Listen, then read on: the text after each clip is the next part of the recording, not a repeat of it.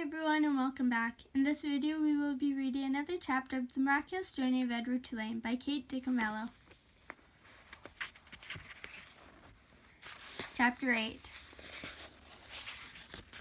On land, the old fisherman stopped to light a pipe, and then with the pipe clenched between his teeth he walked home, carrying Edward atop his left shoulder as if he were a conquering hero.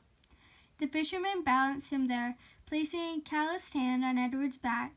He talked to him in a soft, low voice as they walked. "You'll like Nellie, you will," said the old man. "She's had her sad nights, but she's an all-right girl." Edward looked at the small town blanketed in dusk, a jumble of buildings huddled together, the ocean stretching out in front of it. And he thought that he would like anything and anybody that was not at the bottom of the sea.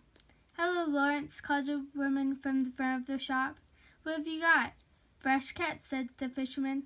"Fresh rabbit from the sea." He lifted his cap to the lady and kept walking. "There you are now," said the fisherman. He took the pipe out of his mouth and pointed with the stem of it at a star in the purpling sky. "There's your North Star right there. Don't never have to be lost when you know where that fellow is." Edward considered the brightness of the small star. "Do they all have names?" he wondered. "Listen at me," said the fisherman, talking to a toy. "Oh well, here we are then." And with Edward still on his shoulder, the fisherman walked up stone-lined path and into a little green house. "Look here, Nellie," he said. "I've brought you something from the sea." "I don't want nothing from the sea," came a voice. "Ah, now, don't be like that now. Come and see, then." An old woman stepped out of the kitchen, wiping her hands on an apron. When she saw Edward, she dropped the apron and clapped her hands together and said, "Oh, Lawrence, you brought me a rabbit." "Direct from the sea," said Lawrence. He took Edward off his shoulder and stood him up on the floor and held out his hands and made him take a deep bow in the direction of Nellie. "Oh," said Nellie, "here." She clapped her hands together again and Lawrence passed Edward to her. Nellie held the rabbit out in front of her and looked him over from tip to toe. She smiled. "Have you ever in your life seen anything so fine?" she said. Edward felt immediately that Nellie was a very discerning woman. "She's beautiful," breathed Nellie. For a moment Edward was confused. Was there some other object of beauty in the room? "What shall I call her?" "Susanna," said Lawrence. "Just right," said Nellie. "Susanna." She looked deep into Edward's eyes. "First off, Susanna will need some clothes, won't she?" Chapter 9. And so Edward Tulane became Susanna. Nellie sewed several outfits for him, a pink dress with ruffles for special occasions, a simple shift fashioned out of a flower-covered cloth for everyday use, and a long white gown made of cotton for Edward to sleep in. In addition, she remade his ears, stripping him of the few pieces of fur that remained and designing him a new pair.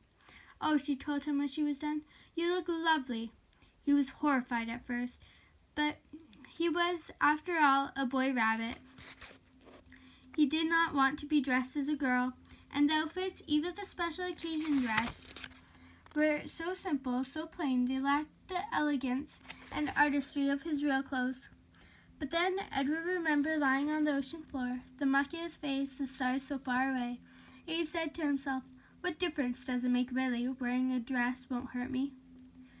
Besides, life in the little green house with the fisherman and his wife was sweet. Nellie loved to bake, and so she spent her day in the kitchen. She put Edward on the counter and leaned him up against the flour canister and arranged his dress around his knees. She bent his ears so that he could hear well, and then she set to work, kneading dough for bread and rolling out dough for cookies and pies. The kitchen soon filled with the smell of baking bread and with the sweet smells of cinnamon and sugar and clove. The windows steamed up, and while Nellie worked, she talked. She told Edward about her children, her daughter, Lolly, who was a secretary, and her boys, Ralph, who was in the army, and Raymond, who had died of pneumonia when he was only 5 years old. "He drowned inside himself," said Nellie. "It is a horrible, terrible thing, the worst thing, to watch somebody you love die right in front of you and not be able to do nothing about it. I dream about it most nights." Nellie wiped at at her tears with the back of her hands. She smiled at Edward. I suppose you think I'm daft, talking to a toy, but it seems to me that you are listening, Susanna. And Edward was surprised to discover that he was listening. Before, when Adeline talked to him, everything had seemed so boring, so pointless. But now the stories Nellie told him struck him as the most important thing in the world, and he listened as if his life depended on what she said. It made him wonder if some of the muck from the ocean floor had gotten inside his china head and damaged him somehow. In the evening, Lawrence came home from the sea, and there was dinner, and Edward sat at the table with the fisherman and his wife. He sat in an old wood chair, and while at first he was mortified, a high chair, after all, was a chair designed for babies, not for elegant rabbits. He soon became used to it. He liked being up high, looking out over the table instead of staring at the tablecloth as he had at the Tulane household. He liked feeling like a part of things. Every night after dinner, Lawrence said that he thought he would go out and get some fresh air, and that maybe Susanna would like to come with him. He placed Edward on his shoulder as he had the first night when he walked him through town, bringing him home to Nellie. They went outside and Lawrence lit his pipe and held Edward up there on his shoulder, and if the night was clear, Lawrence said the names of the constellations one at a time. Andromeda, Pegasus, pointing at them with the stem of his pipe. Edward loved looking up at the stars, and he loved the sounds of the constellation names.